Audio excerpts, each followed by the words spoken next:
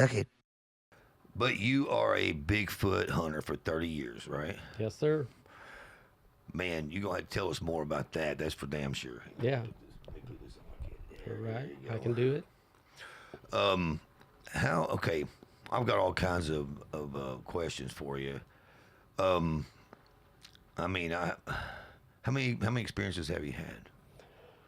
Well, I've had multiple wood knock responses, howls, screams, that whole thing. I have actually seen two creatures, what I assume is an adult and what I assume is a younger one. The younger one was a reddish tone and Right. was smaller, so I just assume it's a younger one. Well, we watched some of your seminars Yeah. and stuff like that. How often do you give seminars? Oh gosh, every couple months I'm usually doing something.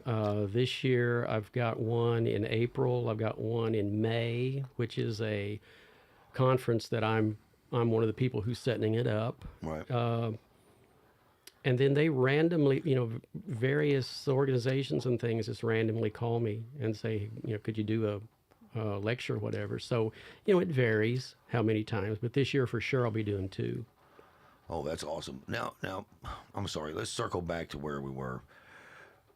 So you found structures, Yeah, yeah. and they're the trees that been broke off, and they're put up in like a teepee type of thing. Is that No, these are different. That's what makes this site so unique. This site, when I discovered it and I began to talk to other researchers, they say you have found the holy grail of Bigfoot sites because these are what I call pagodas. They will take multiple trees and bend them over to the center and then braid them together. Actually, braid the branches and the tiny twigs and everything so that they don't pop back up.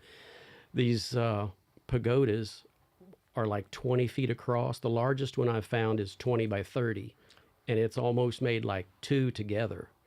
And they're like 8 feet tall in the center. So I figure it takes at least three of these creatures to make these things. One to pull one tree over, another one to pull the other tree over, and then another one just to do the braiding. And the braiding is true braiding. I mean, it's not clumsy at all. I mean, it's beautiful braided. And when I found the first one, I brought in one of the rangers and was telling her what I had found, and she was kind of, yeah, well, this could be this or it could be that. Now, this ranger is schooled in forest dynamics. She's like an expert on growth, plant life, whatever. So she knows how trees grow. Well, she came in and started looking at it, and she said, yeah, this is not natural. This does not occur in nature. Something or someone has made this. I can't tell you what, but yeah, this is not natural. And that was the first one that I found. The second one that I found was created just like a month or so after I found the first one. The reason I know that is because I would go down this one path multiple times. So I knew what was along here. Then one day I found this second one, and I think that they made this because I was spending so much time looking at the first one. I think they said, well, let's just do another one. So this one is brand new. I mean, I found this one in 2021. After that one, I continued to research this area, and then I found the third one, which I call the longhouse, which is 20 by 30.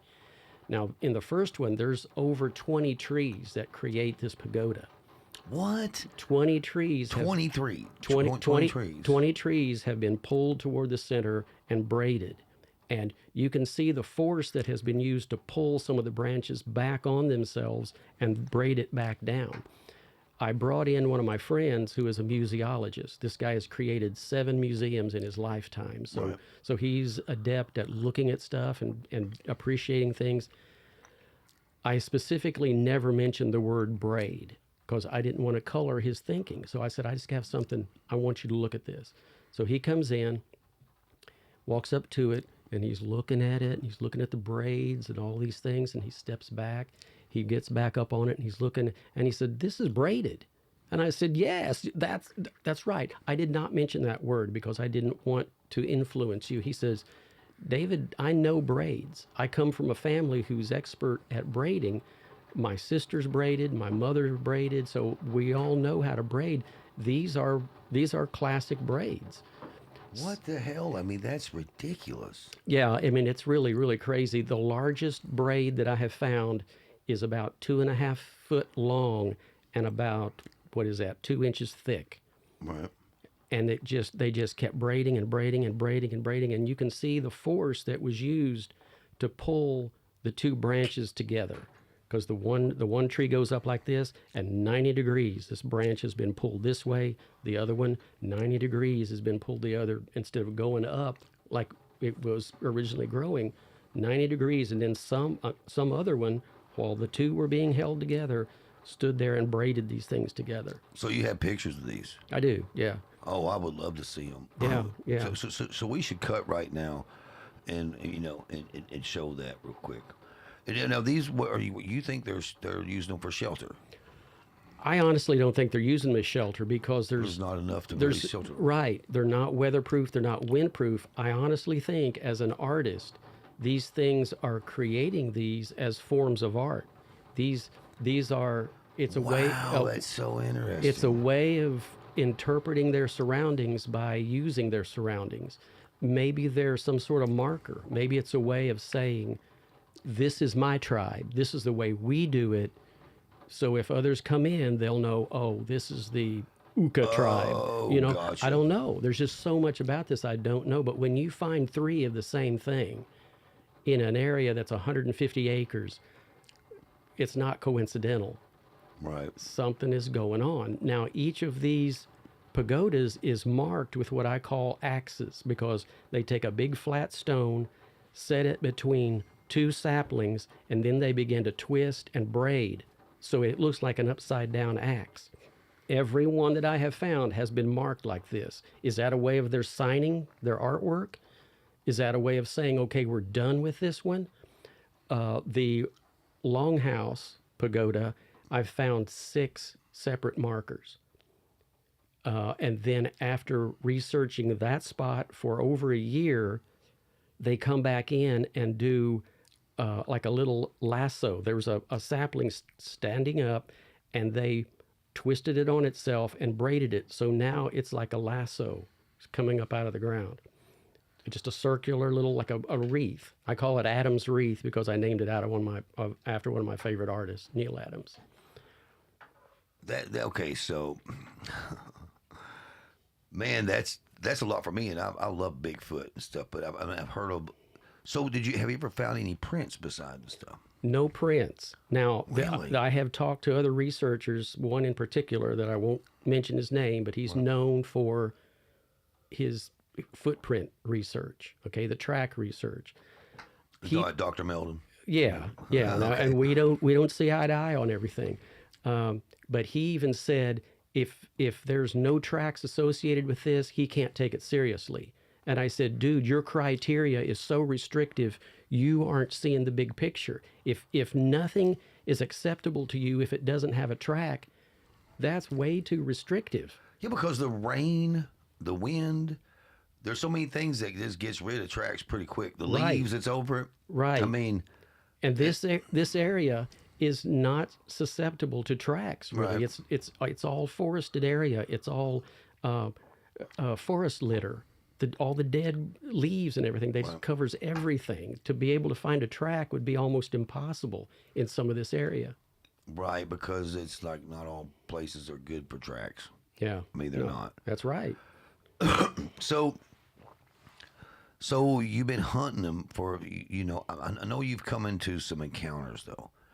Some real close encounters. Yeah. that Oh, yeah. We've talked about it. Yeah. Tell us about that more, because I know that I'm not a Bigfoot's interdimensional guy, but now you've convinced me a little bit that I really need to look in more to that. But, Yeah. and the reason why, I guess, is because I'm thinking, when I think of Bigfoot, I think of it as an animal that's Right. extremely smart, but has the senses of a dog smell and the eyes of a freaking turkey. You know what I mean? Right. And the sense. When I say sense, it goes everybody. Well, why can't we get them on trail cameras? Because they smell the trail camera. They know, they're smart enough to know that the trail camera is there. And how many videos has there been? A lot that I've heard and read about that all of a sudden the trail camera's sitting there and all of a sudden the damn thing is just knocked down. Right. Right. Now, what could be doing that? Right. Yeah. You Yeah. know? I don't know how they know they're there, but yeah, it does seem like they understand what a camera is. Now, that's not a normal animal. Now, when I first started doing this, Right. I went into this thinking they were unknown physical creatures that are susceptible to all natural forces such as we, Right. flesh and blood. I still think that some of them are, but I know that there's other things going on because of some of the stuff that has happened at this site. I had done some call blasting, and I was blasting gibbon screams that were recorded in a Japanese zoo. And I was blasting away for 20 minutes. It was just nonstop screaming. And I think what happened is that really woke them up because I stopped the session, nothing had occurred. So I picked up my equipment and headed down the trail. Well, I got to a certain point and this thing screamed at me, and this was probably 30 feet away. That close. That close. And if you've never heard a Bigfoot scream, you just have to be ready because they sound like women being murdered. And I had read that, and I had heard people say that, but I had heard the howls, I had heard the knocks, I had heard various vocalizations throughout my years of doing this, but I'd never heard the scream. I even heard the classic bell tone sound that they do at Mount St. Helens, but I'd never heard the scream. Well, when I heard that, I thought, why is this woman yelling at me in the woods? And I whip around, like if I'm heading at 12 o'clock, this was at my 7 o'clock position. So I had already passed it. There was no reason for it to scream at me other than it wanted me to know it was there. I had completely missed it by passing it. So I whip around not knowing what to expect, but pretty sure that I was going to die. And I see this big black form go shooting through the woods parallel to me. It gets a little bit ahead of me and then makes a rapid 90-degree turn to the left, and it's popping trees all the way out, pow, pow, pow, until I can't hear it anymore. Now, that was all within the span of 4 or 5 seconds. So this huge big rush of adrenaline I just experienced, and I'm thinking that's the coolest thing I have ever seen or experienced. Knowing the direction it was going, I thought, now I know the trail goes around that way. I'm going to meet up with it. So I hurried down with my equipment, and I hurried down, make my left, go down the trail, and I get to a point where I'm thinking, now from that trajectory, I'm thinking it's probably going to be right along here. So I hunker down, and I'm listening, and I can hear something popping every once in a while in the woods. So I move a little bit forward. I hear another one of those screams out there in the woods, and right then a deer comes bounding out at me like it's being chased. It's within 10 feet of me, looking straight at me with these Bambi eyes going, what the heck's going on? Well, I hear this scream in the woods again. To my right, just immediately to my right, this other one starts screaming. And I'm looking over at it. I'm looking to where this thing is screaming, and there's nothing there. And I'm trying to process this. Why can't I see what I know is there? I'm hearing it. Mm-hmm. It screamed, and I'm looking right there. There's nothing there. And by this time, the deer has just completely freaked out. And there's a connection here I want to tell you about later with deer. But this thing bounded off to my left, and now I've got these two creatures, one in the woods, one to my right, screaming, and I'm wondering what is happening. Well, since then, I have done more research, and I have found that deer will gravitate toward humans if they're being hunted by these things. Hunters will tell stories of deer coming right up next to their blind. The deer knows that they're there. They will come up right up next to the blind and lay down when the screams start in the woods. It's like the deer knows this human may be able to protect it. Right. That's bizarre. That's really bizarre. That's way bizarre. Yeah. So after that incident, I didn't have another one until, probably 3 or 4 months later. And I never told anybody about this for a long time because I didn't want people to say, "Oh, you just want to make things up and you just want this to be cooler than what it really is." So I didn't tell anybody for a long time. Now, one of my theories is that these structures could be a place to drop off kids while mom and dad go foraging. This is a safe place for them. You stay here, we're going to go over here and hunt. And if I believe that, which I do, then sooner or later you would probably see a young one in that area somewhere. Okay? So I moved through the first pagoda, just walked right through and was going down the back side. All of a sudden, just like 10 feet away from me, this creature pops up out of the high foliage, the high grasses and stuff, because this was in the middle of summer. Now in Tennessee, things get green fast and just bush out. So this thing never stood up on two legs, but it was like, in all, from the front of its head to the farthest back that I could see was about 4 feet. But it never stood up on two legs. It was like it was running on four legs. It never bounded like an animal would do. It never had that undulating jump forward, bring your back legs up to meet your front, bound off again. It never did that. This was like this thing was being pulled by a rope, like a toy on wheels. These creatures will do what's called the spider crawl, and they will drop on all fours and just move rapidly across the landscape. And everybody says it's like they're floating across the ground, and that's what this thing did. The coloration was the color of a fox. So even though it was way bigger than a fox, I'm thinking, oh, it's a fox. And then immediately it's like, no, it's not. It's a fawn, because you always see fawn in the foliage, okay, laying down, hiding until you almost get on them. But it wasn't a fawn. This thing didn't have a form of any animal that I know of in Tennessee. Its head was rounded, and what looked to be the nose, now thinking back, I think was a tuft of hair on top of its head. It's facing downward. It was almost like it couldn't raise its head up to look forward, which classically Bigfoot have to turn at the waist to look either way. I'm assuming it's the same way when they look up and down. So it would have had to bend backward to look up so it could see where it was going. So I think the nose that looked like the nose was actually a tuft of hair on top of its head.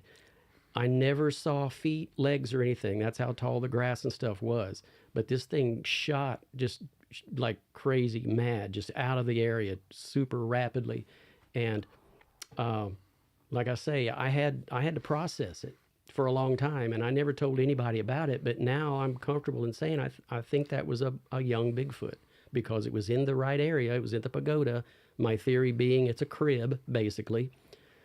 The coloration, the young ones are almost always described as reddish tone. And just the way it moved. It didn't move like a regular animal. If I could compare it to anything, the part that I saw, it looked like a wombat, which, it's Australian. We don't have them here, but that had that big fat kind of form as it moved away. So, how big of a population do you think we have here in Tennessee?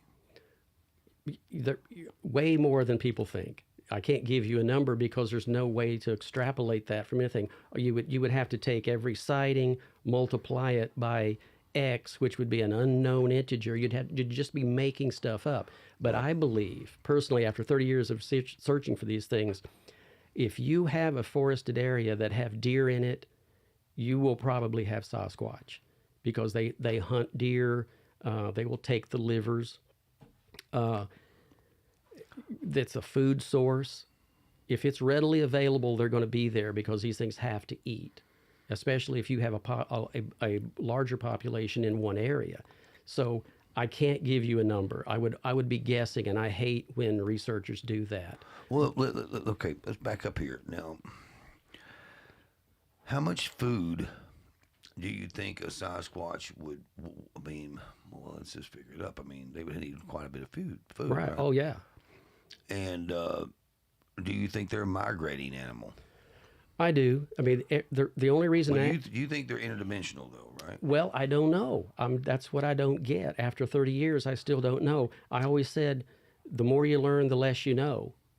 Well, I know less now than when I started because I've learned so much over 30 years. Right, So right. the things that you think you can put your finger on 30 years ago, after 30 years, you're going, you can't put your finger on anything. It's like if you had a puzzle and you're trying to put it together, and then you realize you've got more than one puzzle here, and somebody's got one of the pieces. So you can never get it the way you want it. Right. But there are multiple theories. The flesh and blood natural animal, Right. which I'm there. I do believe that. But the Native Americans have always said that these creatures are otherworldly and come and go as they please. They've never, I don't know of any Indian tribe that has ever said they're a natural animal. I think they all Really? I think they all say that they're spirit beings. Well, the caves that I've been to, that's 2,000-year-old drawings of Bigfoot. I don't know, maybe depicted that, but I felt like the Indians that were here 2,000 years ago, they were seeing the same things that people are seeing now, and that's what convinces me and makes me know that there is one. But I think I was telling you about the paranormal rangers out there in Arizona. Well, I think it's Wyoming and Arizona. There's a block there that's just Indian reservations. Yeah, well, if it's the Fruitland Reservation in New Mexico and Arizona, yeah, Yes. yeah, That's and the one. that's where my friend Brenda Harris searches, and she's got amazing stories, man. If you can get her ever on your podcast, she will actually be at the conference that we're organizing, and she's amazing. But she started the Paranormal Rangers, and she has told me crazy stuff. Government definitely knows these creatures are here. Yeah, because someone said to me, we were talking about it the other day, and I mean the forest industry, not the forest industry, the lumber industry would completely collapse if we found out. If they said it, hey man, they're real. These animals live among us. Okay, me, I gotta be honest with you. I think that they're the indigenous species. I think they're the ones that are really here, and that we're just all like, because there's so much room out there. There's so much room. I mean, man, I forgot how many acres of national forest there is in just Kentucky alone. Right. Well, It's unreal. People don't get that. They think that we've been everywhere. If you will haven't. if you look at a satellite image of any area, you will see, pick out a town and then start pulling back and start looking at the forested area. There are so many places these things can live, and they do. That's what people don't get. If the American public knew what was going on in the woods around them, they would completely freak out. No one would ever. I think so too. No one would want to go hunting. No one would want to go to a state park, and state parks are a big place for these things because they know that they are protected. There's not going to be hunters out there.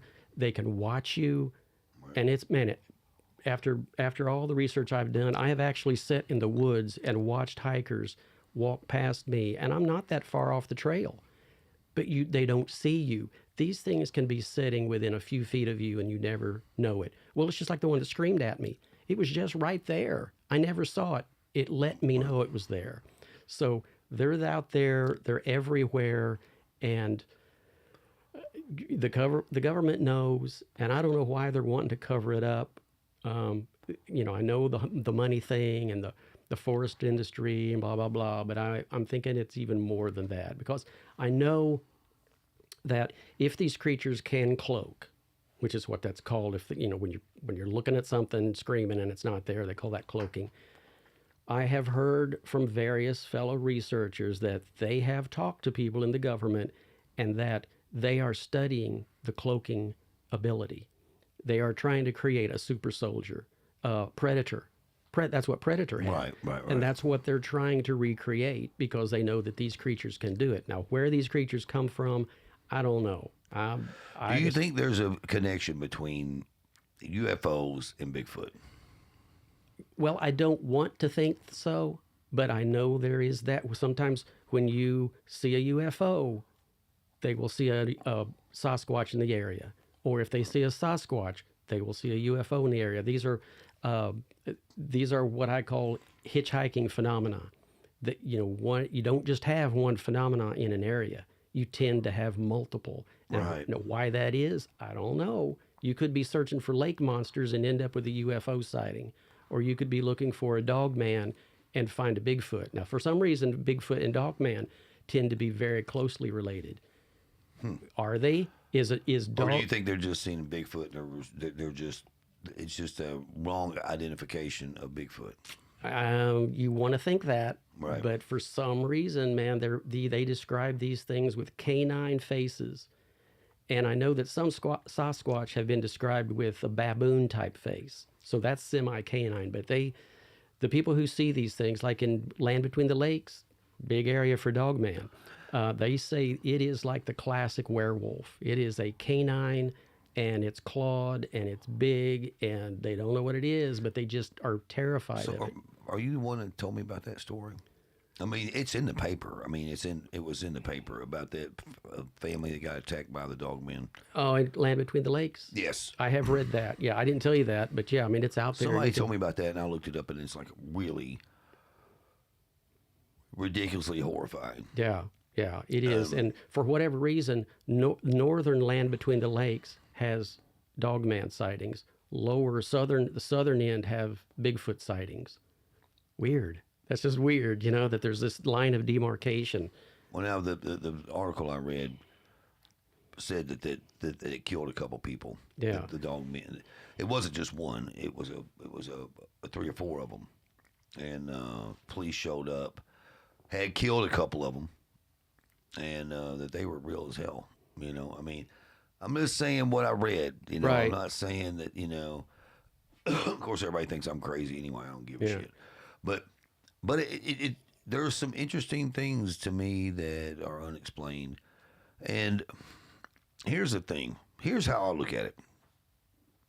I used to live in L.A. I lived in New York. I lived in Memphis, lived in Nashville. And I'm a guy who's been out in the woods quite a bit. When I was a kid, went squirrel hunting. Really didn't deer hunt, but I went out there with my dad deer hunting. And we'd be at the deer camp. I've been a lot outdoors. I would say I'm above average of a guy who's been outdoors. I'm a duck hunter. But think about these city folks that's never, and I don't mean city folks, I mean just people in general that just don't go to the outdoors. Because Right. my brother's not a big outdoorsman. He's not. Well, he is when it comes to skiing and on the lake and Yeah. getting drunk and driving his pontoon. Right. I'm just saying, but being out in the woods, deep in the woods, that's what blows me away. That's what makes me think we're prone to not do that anymore. And people, when they go camping, it's usually at a campground. It's not like camping out in the woods. Yeah. No, I agree. So it's hard for people, to me, I always say, don't be a couch observer. If you want to know if there's Bigfoot, go out there and find it yourself. Exactly. Don't sit on the couch and go, oh, there's no Bigfoot. Because it almost makes me angry because, when I went to hunt Bigfoot, I became a believer and I didn't see anything. Mm-hmm. But I knew then that, hey, there's something out there, and something is a lot different than what we think it is. Now, and you're running into them with that story that you were telling about. One was screaming on the right. Now, there's a thing. It's called the White House. It's White Bridge. The screamer. They have one up here. White. It's right there before Dixon. Right. White Bluff. White Bluff Screamer. The Okay. White Bluff Screamer. Now, I have a friend that when he was a kid, they went camping out there, and he swears up and down that thing is real. And it's just Bigfoot screaming. Right. Sounds like a freaking bunch of women screaming. He said. Yeah. I mean, that's classic. So, where's your research going now? Where do you plan on going with it? What's your next step in finding Bigfoot? Well, I will forever research the spot like 40 miles from here that Right. I've been researching now for over a year. But as a researcher, I want to continue to look at other places. And right now, I talked to two different ladies today, actually, one in Florida and one in Colorado, and both of them have been having crazy experiences on their property. The one lady in Florida has continued to feed these things. She's never seen what she saw the face of one that she described as almost chimpanzee like. But other than that, she's never seen these things. But she will take food out and they will empty jars, they will do all this stuff and leave the packages. And they seem like they're trying to communicate with her, wood knocks, things like this.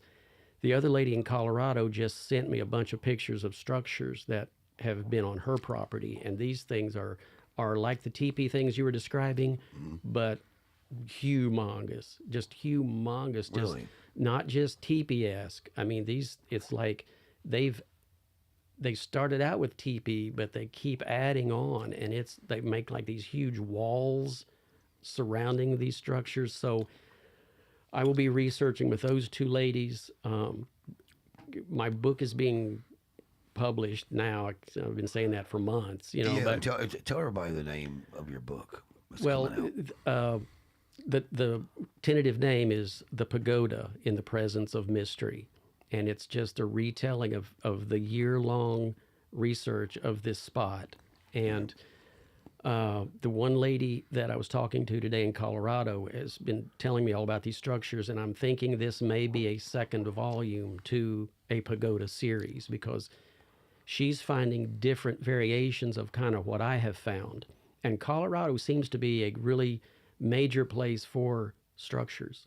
I've got another friend out there that he's found lots of structures. So I may be continuing this series of books about structures and the way that things are braided or created.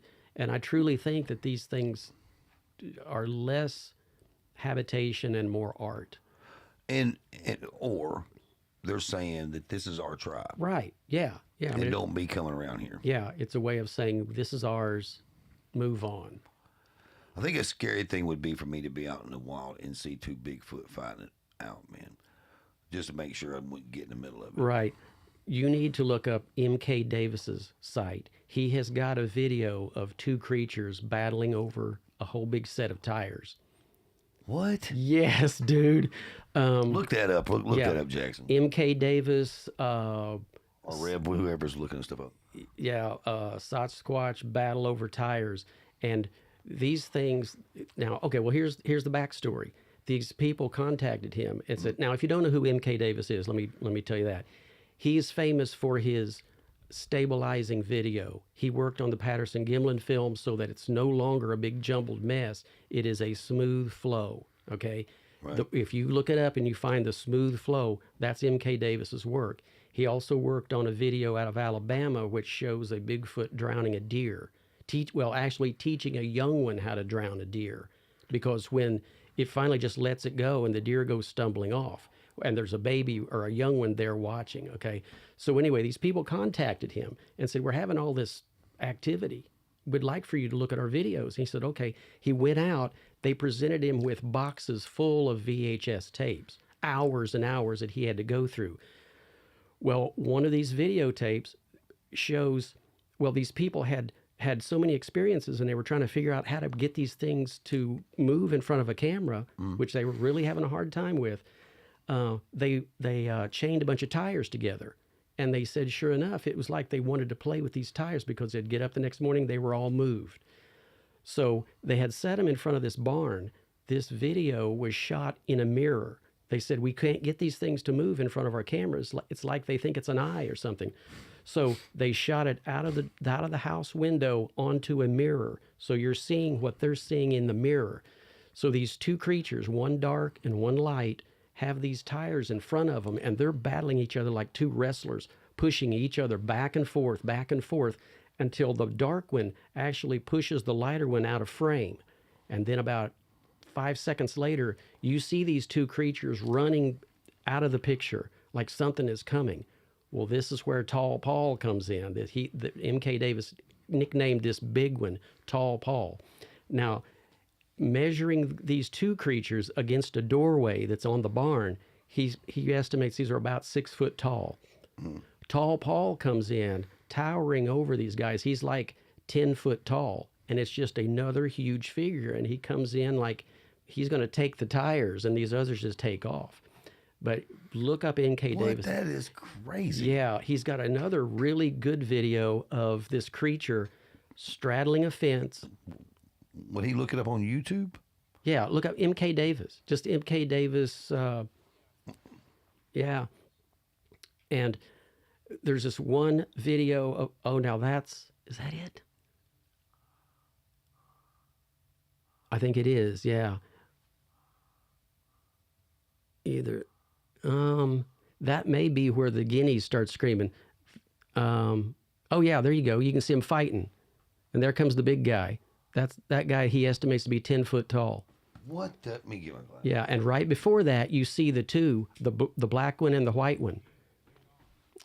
Yeah, they're fighting. They're pushing each other back and forth, and then they get out of the frame, and then you see this big guy come walking in. He's got another one from this same prop.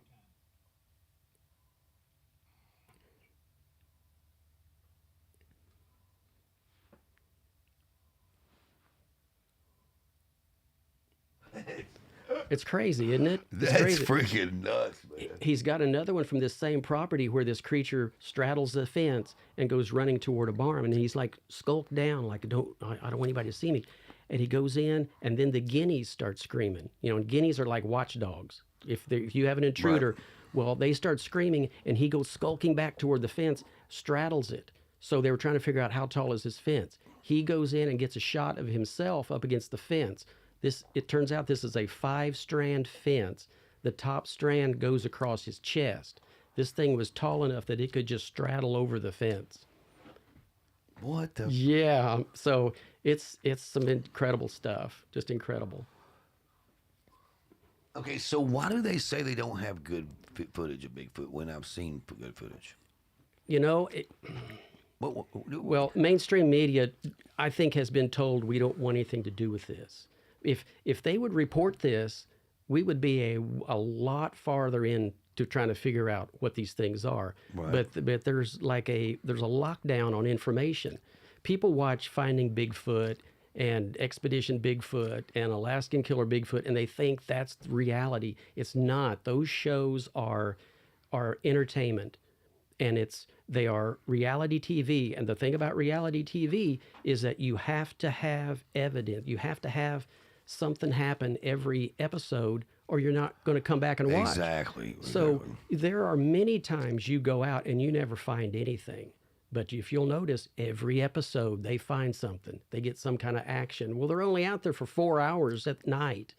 It takes sometimes a week to get action. And now how are these guys that I won't mention their names, but how are they getting all this activity? And all the time. All the time. And it doesn't happen like that. Now, I will admit that on the site that I was investigating, almost every time I went, there was something new, either created or a sound or whatever, but not the dramatic encounters. Right. You know, and that's so interesting. What kind of equipment do you use to hunt Bigfoot? I use very little technology because I've just found, my CD player, stuff like that, and I set up weird little experimentations and stuff, but I stay away from the thermal cameras. Really? I just don't think they work. Now, I know some people have gotten stuff, but I'm questioning the stuff that you see on TV. I mean, I really, really am. But it's almost like they can see an infrared beam, and they just stay away. So, I mean, I've been close enough to these creatures that I hear them breathing. It's like they're right next to me, and I'm hearing, it's like Darth Vader. And I almost always do it in the dark. I will carry a flashlight or a torch, but I don't turn it on. I try to get back to nature and just move in the dark quietly and without a light. But I'll shine my light where that thing is breathing. There's nothing there. Do you feel Do you feel that the missing persons that come up missing in these national forests, do you think that they're a mean Bigfoot? And do you think that they're eating these people? Do you think they're killing these people, dragging them off somewhere in a cave? I mean, what's your explanation? I mean, or do you think Bigfoot has nothing to do with these people missing? I think there's probably a good chance that some missing people have been taken by curious Bigfoot. Now, what their motivation is, I don't know if you want to call it mean. I think they're just really curious.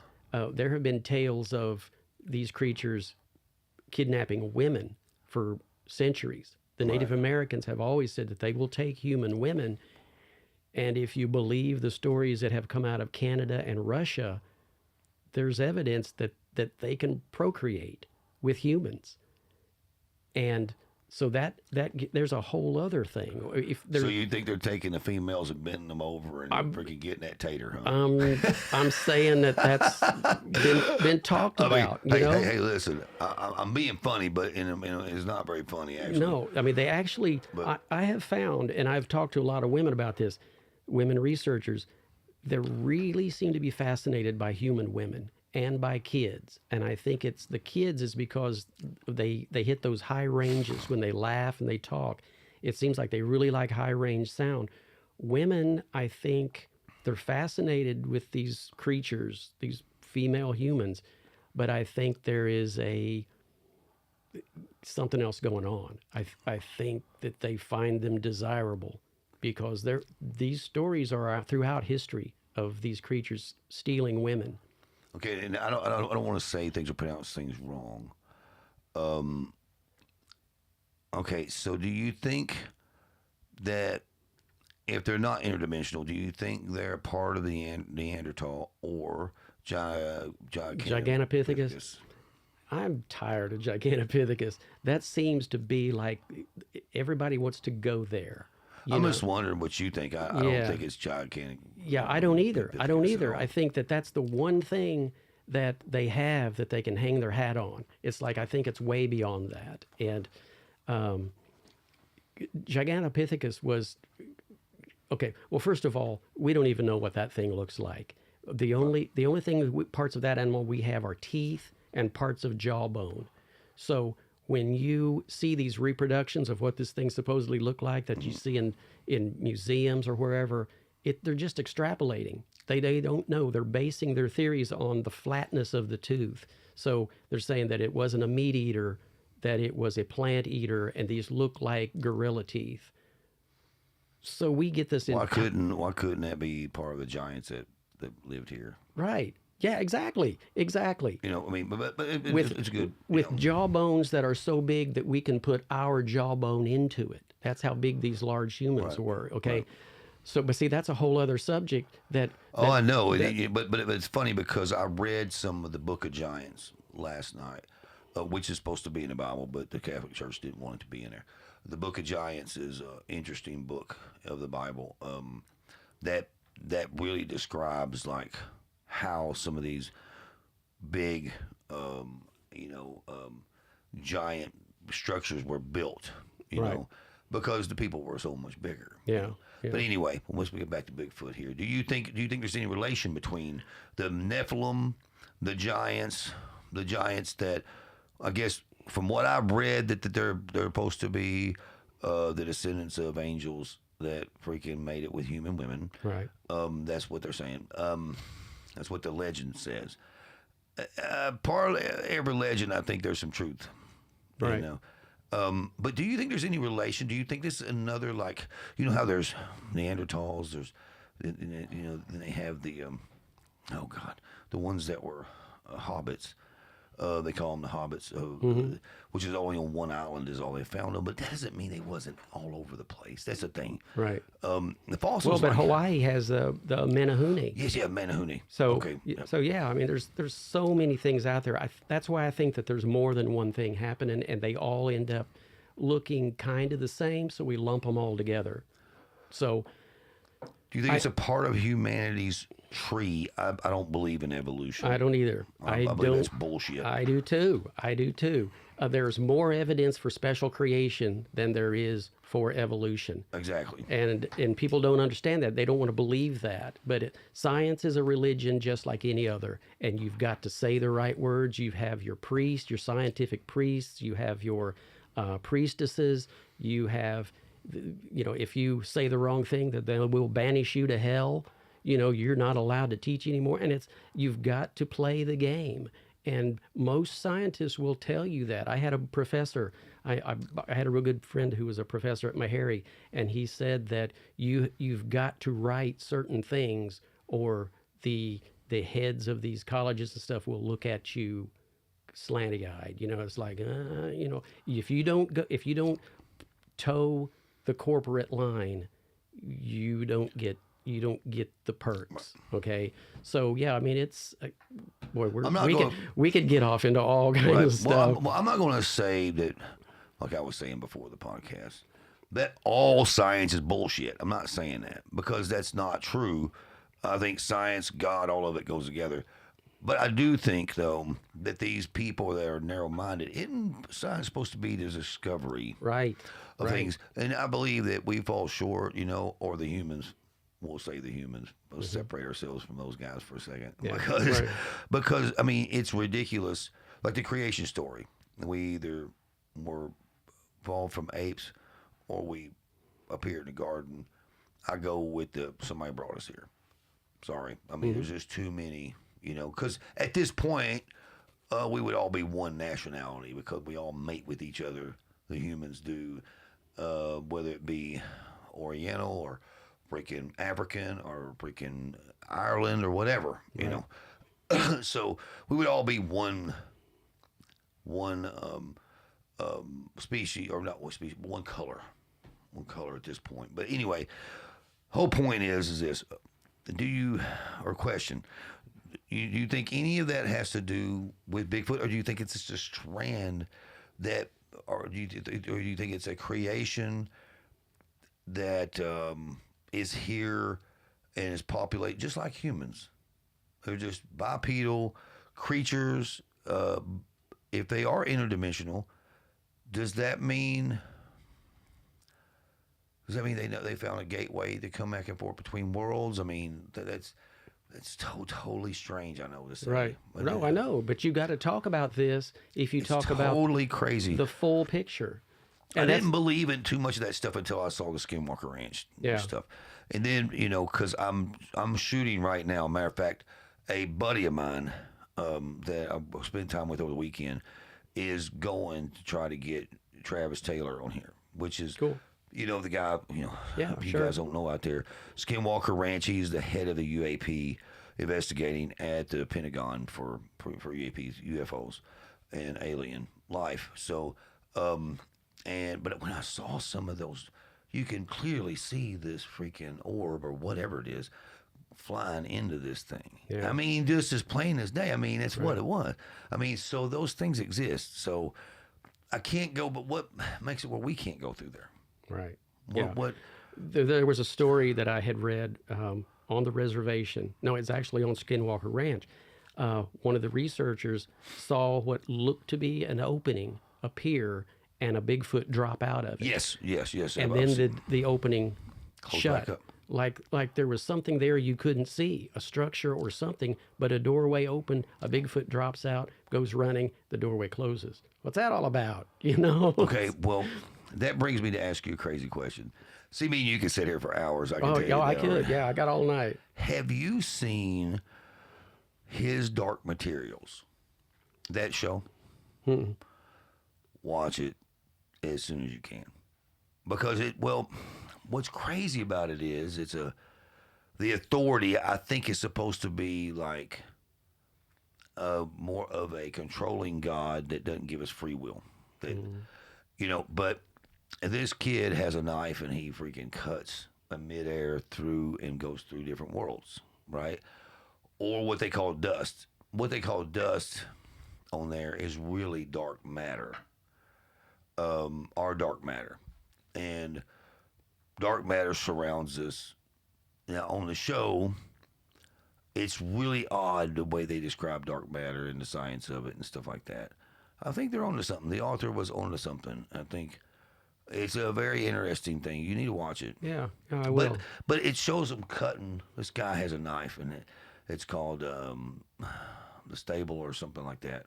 Well, anyway, it freaking he can cut freaking through worlds, and they can travel through worlds. And then the other is how they take dust and turn it to dark matter, turn it into power, and go through world to world like that. Pretty interesting stuff. And there's gateways too to other worlds. Right. You know, Cool. like Central Park, there's a gateway in Central Park. Wow. Like, Strawberry Fields, man. Let's Yeah, go there. yeah. Oh, I've been there. Yeah. But now you've asked a lot of questions, and I haven't had time to answer. I'm them. sorry. I'm So sorry. let me see if I can. Okay, I'm sorry. What do I think Bigfoot are? Right. I think we're dealing with multiple things, and like I say, I think they look so much like each other that we lump them all together. Like if you take Patty from the Patterson-Gimlin film, that is a type that has a flat face. It's got a certain form to it. Whereas you go into other areas of the United States, it seems like each area has their own thing. Now, we know there are 3-toed prints, 4-toed prints, and 5-toed prints. Does that tell us that we're dealing with 3 separate creatures, or are we dealing with 3 variations of the same creature? That's the question. I think we're dealing with separate creatures. You have the UFO connection. Is that a separate creature? The theory has always been that someone from somewhere else saw that we had hairy giants. Well, they had hairy giants too. So they brought them, dropped them here as guinea pigs to test our atmosphere. So if that's true, and I'm not saying it is, but if that's true, then that means we have the earthly variant and we have the otherworldly variant. Now, we also have the Native American variant that is other dimensional. They say it comes and goes as it pleases. It's a spirit being. So is that 3 different things now? There are at least 5 or 6 variants of this entire theme. So I think as crazy as it sounds, I think that we are dealing with multiple variants of hairy giant. The Neanderthal thing, there may still be remnants of Neanderthal in other countries. Iraq talks about these things. Various countries in Europe talk about these things. And like armies will come in to certain areas as battles are being waged. And here comes a Neanderthal out of a cave. There are stories like that. If you look them up, there are many of these things. I've heard that the military killed a giant. Yeah. In, where was that? Iraq? Afghanistan. That's right. Yeah, the Afghanistan giant. So what are these? Now, these, I think, are human remnants, for lack of a better word. Not subscribing to the theory of evolution. I don't know what you would call these, but there are humans. They were human. They seemed human. So yes, these are primitive humans that are being seen throughout the world. So do we add those into the Bigfoot story? I don't think so, but some people do. And that's where they get that Bigfoot is one of our ancestors. Well, now, I'm kind of shooting from the hip. I guess that's why I'm asking so many questions. No, I mean, it's great. I hate to hit you with so many. I guess what the word I needed to use is prototype. Do you think that maybe all of us are just the end of the prototype that the Creator got it right? Now, in Christian eyes, it's going to be, well, God's perfect. He just made us like it is, and blah, blah, blah, let's get done with it. But what if God wanted to put prototypes down here? What if God did destroy the earth with a flood because he felt like, oh shit, these guys are nuts, man. They're freaking, and my angels are down there mating with them. Let's get rid of these guys. And let's start all over again. Let's go to scratch. Do you think Bigfoot could be a prototype of the Creator? You want to call him alien? You want to call him God? You want to call him Creator? Whatever. And I guess me ask another question of that, are you a simulation guy, or do you think this is just all real? I think it's real. Okay, so I do, but I've okay. read But those back to theories. the other question. Yeah. Do you think there is prototypes? Only in the sense that if are we prototypes? Are humans prototypes? Which Right. I don't think we are. If as a Christian, I believe that God destroyed the earth with a flood, the entire world, not just localized flooding like some people want to tell you. He destroyed everything and brought it back. Therefore, if Bigfoot is a real creature, then that creature would have had to been on the ark. Unless, okay, so the Nephilim died during the flood. That was all pre-flood. So that doesn't say You that. think that maybe they all didn't die? Well, no, I think that what happened before could just as easily have happened again, where the sons of heaven came down and mated with the human women. So if we believe that these are Nephilim, which the descriptions in the Bible don't really correlate with descriptions of Bigfoot necessarily. I agree. Now they do correlate with the mountain giants. Look that up. Well, the Afghanistan giant for sure. Well, the mountain giants have been reported up to 20 feet tall. These are in areas of Canada. They've even been seen in parts of Montana. Humongous. Now, these things have also been reported with tusks. On their bottom teeth are tusks that come up over their front lip. So these do. That would scare the absolute I shit out know, of me. I know. And a 20-foot tall monster with giant teeth coming up out of its bottom jaw. And that's time and time again they've been reported like that. So that's not just a one-time thing. So this is the first I've heard of this. I'm gonna write this down. Mountain giants. Look up mountain giants. And now these are different than the forest giants that they report in California. The forest giants tend to be seemingly just really huge Bigfoot, whereas the mountain giants in Canada and the upper parts of Montana do seem to be something different. Hey Jackson, can you look that up? I'm just interested in that. That makes me so because look, I'm from the Boot Hill, Missouri, and in the Boot Hill, Missouri, we have mounds. Yeah. Okay, that the Indians built, but now they're finding out that there's giants buried under those mounds. Right. Of course, you can't go and get under there because they're protected by whoever. I did have one on my own personal farm, and my grandfather leveled it. And one of the reasons why I sold the farm was because one of the reasons why I thought it was best. So I thought the farm was cursed because of that. I do. I really do. But anyway, it's a whole nother subject. But anyway. Well, when it comes to mounds, if you study that, you'll find that here again we go back into science, and the scientists and the archaeologists say, well, Native Americans made these and blah blah blah, and they did it like this. That goes against what the Native Americans say. The Native Americans say we didn't build that. We came up on those. We don't know who built That's those, what I was and read- yet I they read too. continually say that these Indians built them. And that's what makes me mad about the scientists. It's like, if you're going to be a scientist, be a scientist. That means study, learn, adapt. Go, hey, man, we're discovering new things. Just like me, I don't know about the interdimensional thing with Bigfoot myself, but I do know this. It's a creature of something. There's something being seen, something's being videoed, something's happening. It's something. It ain't just a fucking deer or some kind of freaking, you know what I mean? A misidentified bear. Right. That's what they That's always say. not- You saw a bear. Well, I know what bears look like. There's too many sightings. There's too many things. At this point, we know why and what's going on. Did you find anything, buddy?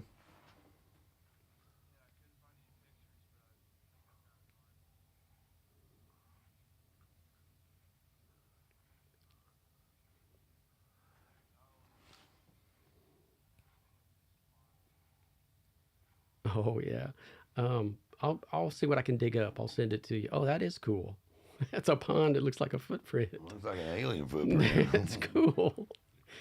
But yeah, I'll get you some Freaking huge. stuff. Yeah, I'll get you some stuff. I'll send Yeah, it because to I you. want to know more about this because I'm interested in any of that kind of stuff. Yeah. Well, see, I haven't told you about the Kentucky Massacre yet. Yeah. Go ahead. Go ahead.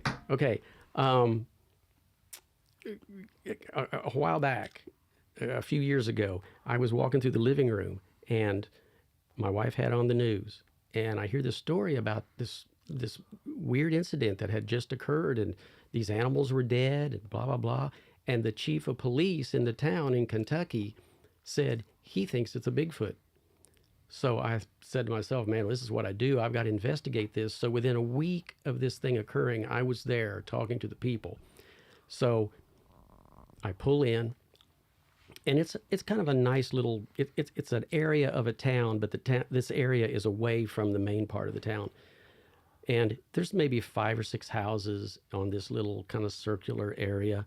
And I talked to this boy who was mowing the yard, and I said, I'm here to investigate this, that, and the other. And he said, yeah, you need to talk to that guy over there. So I go up, knock on the door, and he's in the middle of his lunch. And I said, I'm David Eller. I'm a Bigfoot hunter. I investigate weird activities. He says, well, yes, I want to talk to you. So he takes me out to the corner of his house. Now, at the corner of his house is a pond. And you could easily have hit this pond with a baseball, just chucking it fairly hard. But I mean, you could hit it. It was fairly close. His bedroom sat right there on that corner next to that. He said, we get up, and this pond, there used to be 3 horses out there. We get up, they're all dead. Everybody gets up, and we start investigating this, and there's no scratch marks on them. There's no claw marks. It just looks like in the neck, something just rammed its fingers or its fist into the neck and just yanked it out. And one of the horses seemed to have been thrown over the pond because there was a fence that ran right through the middle of the pond. Well, the horse couldn't get over that because of the way everything was situated. It said it had to have been thrown over there, but we didn't hear anything. Right there next to the pond where all this activity was going on, there was a dog in a pen. He said, now this was the watchdog of the neighborhood. Nobody could get in here without this thing going crazy. It never barked once. And while I was there, it would come out of its house and look at me with fear in its eyes, like these Walt Disney eyes going, oh, help me. And then it would slink back into the doghouse.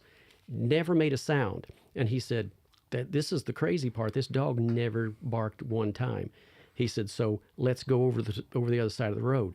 We go over the other side of the road. I go down this little hill, and I talk to the owner there.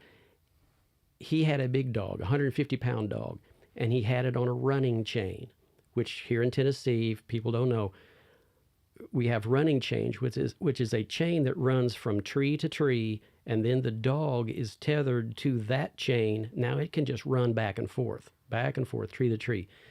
Something had come up and grabbed this dog by the back legs and pulled it against that chain so hard that it popped its head through the collar. He showed me the collar, and it was covered in hair where it had shaved it off of the neck. He said, then whatever did this tossed it down the ravine.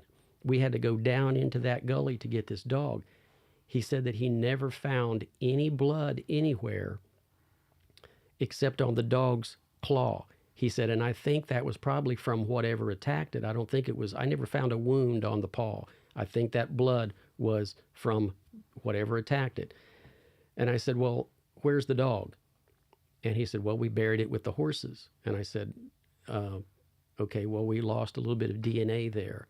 And the horses have already been buried. Did they still have their tongues? And he said, well, I don't know. What do you mean? I said, well, Sasquatch a lot of times will take the tongues out of domesticated animals. Why? I don't know. But he said, well, there was no blood around the mouth. But if we would have known that, we would have looked, but we didn't know. So I kept talking to him, and that one guy said, now this thing moved on down into the next valley and killed a calf. So now here's 3 horses, a dog, a calf, and one of the dogs was so scared it refused to bark. I keep in touch with these people, and as far as I know, this dog still hasn't barked. Now, the dog that was whose head was pulled through the collar, never barked. Sasquatch and dogs classically don't get along. If you get a dog with a Bigfoot, the dog will probably be dead because these things will just grab it and yank the entire hide off the back. What this primal hatred is, I don't know. But more times than not, you get dogs and Bigfoot together, the dog is going to die.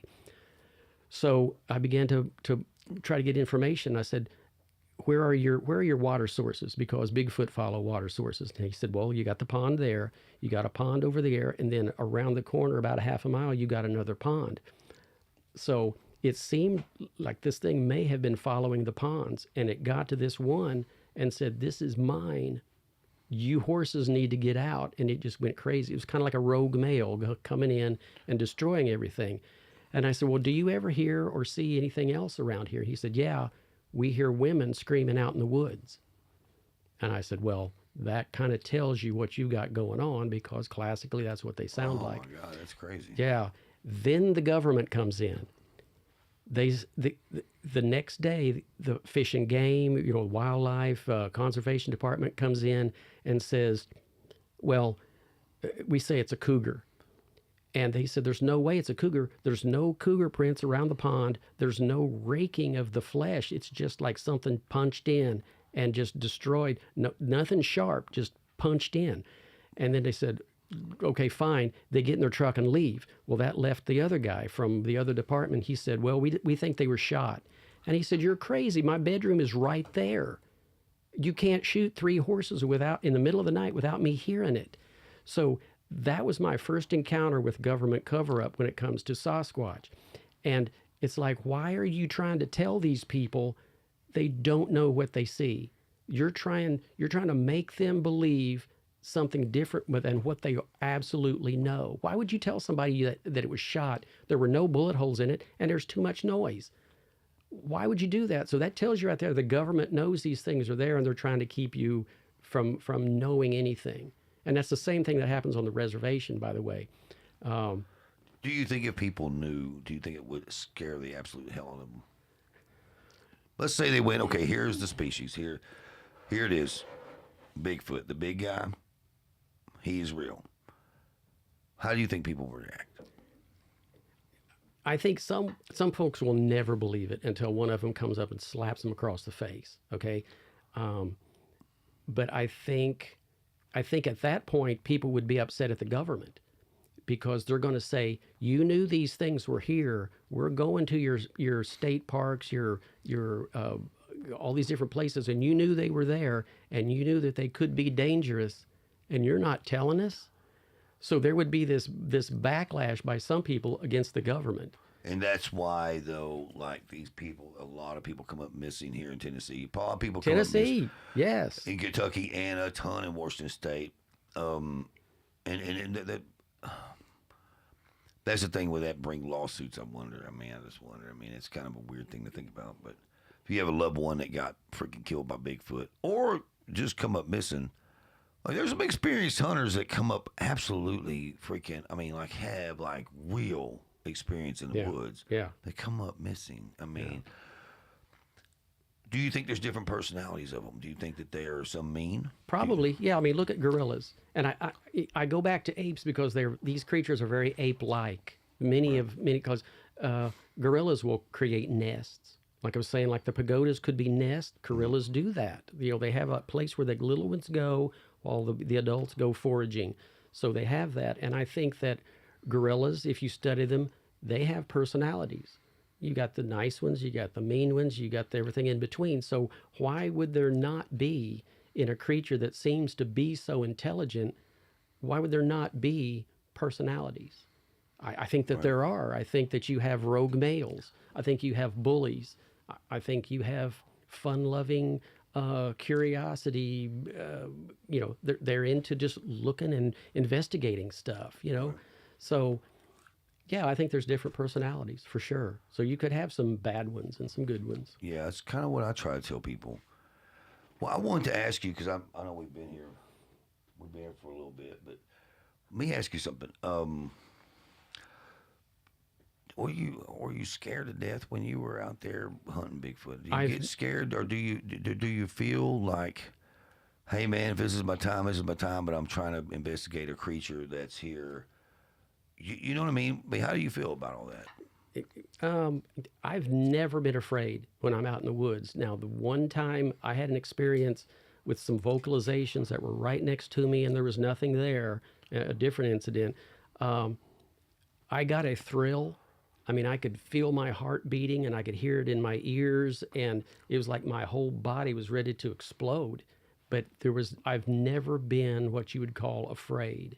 And I've had people say, how can you go out there by yourself in the dark and not be afraid? And I think it's because I'm not complete like most people are. There's something there. I call it retarded. My wife hates when I say that. But That's a weird. That's a bad word to use on a but podcast. I mean, to me, it just means that I don't have what most people have. There is a something missing there, and I don't see what I know I could get killed. I know, I get it. By not even Bigfoot, by a cougar. Right. They're walking around Tennessee. I mean, you got to watch At out. night in the woods, you're asking for it. So, but I've never experienced what I would call fear, and I think that's why I'm able to do a lot of the stuff I do. I like explore the pyramids in the Yucatan by myself, and stuff like that. But I couldn't do what I do if I had fear. I would be worrying all the time what was coming up on me. Without the fear, I'm able to carpe diem, live for the day, live at that moment to the fullest extent that I can. If I get killed doing it, I'll die doing something I want to do, and maybe my death will be the catalyst for understanding. Well, you're a Christian fella too, so that makes you Yeah, I don't have the fear. right. So I mean, I have a fear of leaving my kids, and I miss my old lady too bad. Yeah. But give me about another 20 years with her and the kids, I'll be good to go. Right. No, I'm just joking. I'll Right. never get tired of my old lady. But anyway, Right. but man, I want to see like like when are you going back hunting for Bigfoot? When are you going back for a big hairy guy? Well, I could go anytime. My problem is I've got, my wife is, a little bit under the weather, and I've got to take care of her. But she goes with me. She'll sit in the car, and so I don't know, the next week or two maybe. Why? You want to go? I would love to. Yeah. I would love to. Yeah, I'm serious. I'll see what I can do. I'd love to go out there with you. I found a place outside of Franklin, actually, that I have found some bizarre tree structures. I mean, like they have had to be set. Trees don't fall like this, like a big one with a little one bracing it. I mean, just some like the pieces from over here, and they pulled it here, and they're bracing it up like a rabbit trap. Did you ever make those when you were a kid? Oh, yeah. Okay, Oh, it was yeah. like that. There's like a small thing holding this up, and it's like it had to be created. It did not fall like this, and multiple weird structures like that. And again, they're on state-owned property that there's no hunting. So I really believe that if you want to encounter high weirdness, go to state-owned protected property. Okay, here's a couple more questions before we get out of here. Do you feel? I'm not kidding either. I'm totally not joking. It sounds funny, but I'm not joking. Do you feel you have the Bigfoot whisper? Not yet. Not yet. Sometimes I do. But at this point, I'm going to say no. Yeah. Well, because it makes me upset to see some of those TV shows because, of course, I have to watch Expedition Bigfoot. Yeah, I mean, that's a cool show. Well, but, also, still. too, I just found it intriguing, that lady on there. But that's the right one, am I? Yeah, talking about the right yeah. one? That lady on there, not that I think she's hot or anything, but I'm just saying she's an intriguing person, and it makes me want to watch it because I'm just like, she's a woman out there hunting Bigfoot, but all these camera people have to be behind her. Right. And there's a lot of craziness, like the beds they have found. Man, I'm not saying that they made it up. I'm just saying it doesn't look. It looked like somebody really did make these beds. Now, whether it's been Bigfoot or not, Yeah. I'm talking all these, like evergreens that are just peeled over into this, ravine type of thing where they can lay down there and nobody see them. It's like really freaking convincing, Right. almost too good, So, so here's another question. Do you think the cave systems have anything to do with Bigfoot sightings? Sure. Yeah. I do? mean, they're the best way to look at these creatures is like they're a bear. Bear are opportunists when it comes to feeding, when it comes to shelter, whatever. They will utilize whatever they have. And I think Bigfoot, if we assume that they're intelligent creatures, would be the same way. They're going to exploit every opportunity. And you were asking if they were migratory.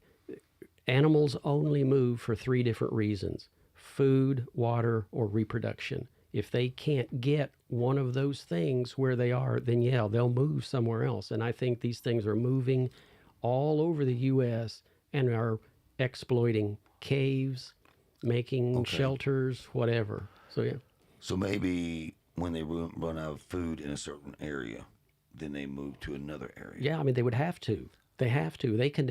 Or they can run out of food. They can completely devastate an area because they're eating not only deer liver, they're eating anything they can find: bird eggs, plants, slugs, snails, bugs, you name it, until there's nothing left to eat. Berries, Tennessee is big on berries into spring. So you will find a lot of activity where there are berries growing. Once the berries are gone, they're gone.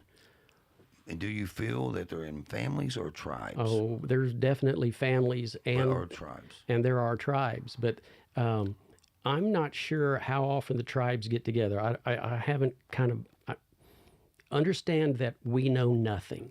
When somebody describes themselves as an expert, they don't know anything, because we don't have enough knowledge about these things to be expert in any aspect of it. All we can do is report our own experiences. But so we don't know about tribes, how that would work, but it would seem like you can't get more than 3 or 4 together in one group. Otherwise, they would completely destroy the ecosystem. Right. There would be nothing left to eat. So, I got you. So I think small family units is a way that these things move most. But do they come together in larger numbers? Maybe. I don't know. I don't know how that would work. But yeah, it's the food and water aspect that would be. I know, and I'm hitting you with all kinds of questions. No, I mean, I love it. I just want to be able to answer them in an intelligent way. You know. So, I guess, do you feel that we are going to find out the truth pretty soon? Do you think our truth is going to be public soon? Like the alien thing, we have vehicles from other worlds, is what the Pentagon put out. Do you think that we're going to get to that point with the big hairy guy?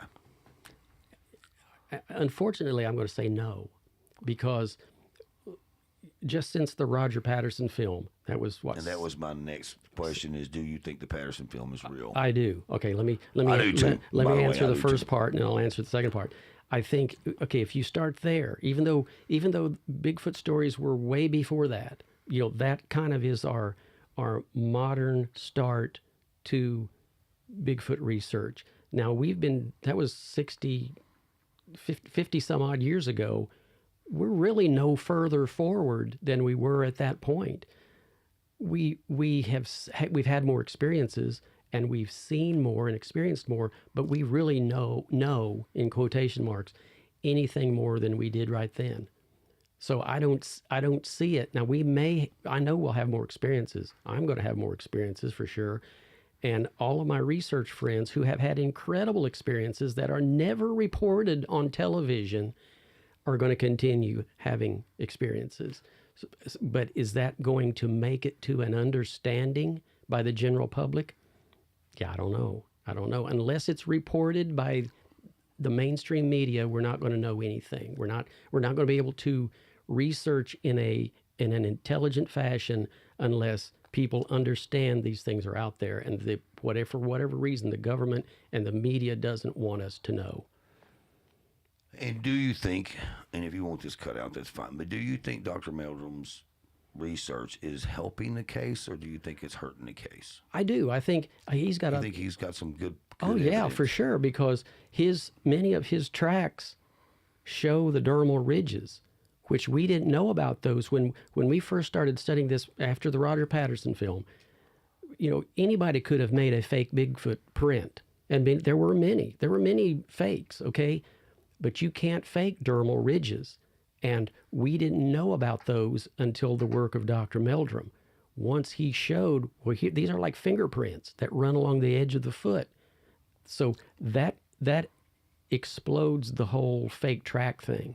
Right. Now, that doesn't mean there aren't people still out there making fake tracks, but now those fake tracks can be judged against what we consider a real one because of the dermal ridges. So that helps. That goes a long way in helping us research this. No, I love his work, and he has actually said that he would make me a full set of track casts for this museum that I'm working on. That was my next question to you. What's your museum? Where's it going to be at? Tell us all about that. Well, this museum, which tentatively will be called the International Museum of Bigfoot Research, because it's not just America. You've got Yowies in Australia. Right. You've got Yeren in China. You've got all these other Bigfoot-type creatures all over the world. So this is an international museum.